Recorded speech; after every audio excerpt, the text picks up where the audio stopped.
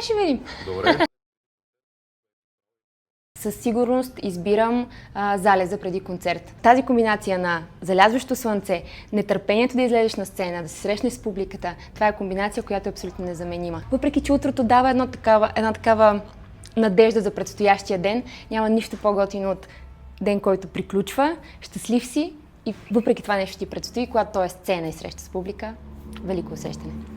Здравейте, аз съм Михаела Филева и ви каня на 22 и 23 август на Sunset Port Festival в Поморие. Нямам търпение да се кача на сцената заедно с страхотната ми банда, подготвили сме ви специален концерт и нямам търпение да се видим там. Скачайте!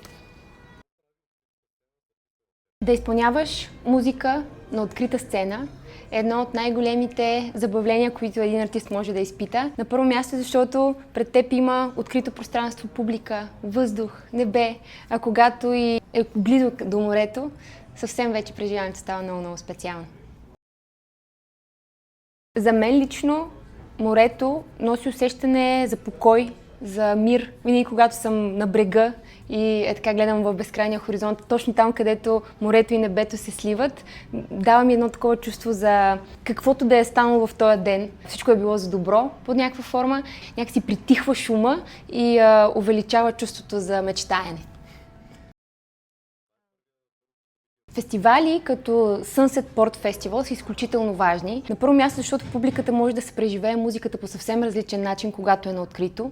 На второ място, защото е край морето, а контекста на музика край море винаги е много специален. А и знам, че това е първото издание в Поморие. Надявам се, че публиката, която реши да прекара с нас тези няколко дни, ще си тръгне много заредена, с чувство за споделеност. Освен това, лайнъпа с банди и групи, въобще музиканти, които ще се качат на сцената е топ. Аз самата ще бъда там всичките дни.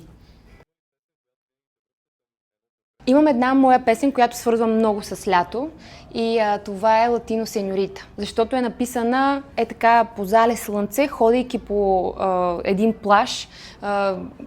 Такова супер романтична картина, в която вълните ти се плискат в краката. Беше на място, където залеза се случваше в морето, понеже беше в Куба. И едно чувство за безвремие, точно е това, което по-рано ти описах. Небето се среща с морето, цветове, красота и творческо вдъхновение. За мен Латино Сеньорита, поне от моя репертуар, е песента, която на 100% е моето олицетворение с лятото.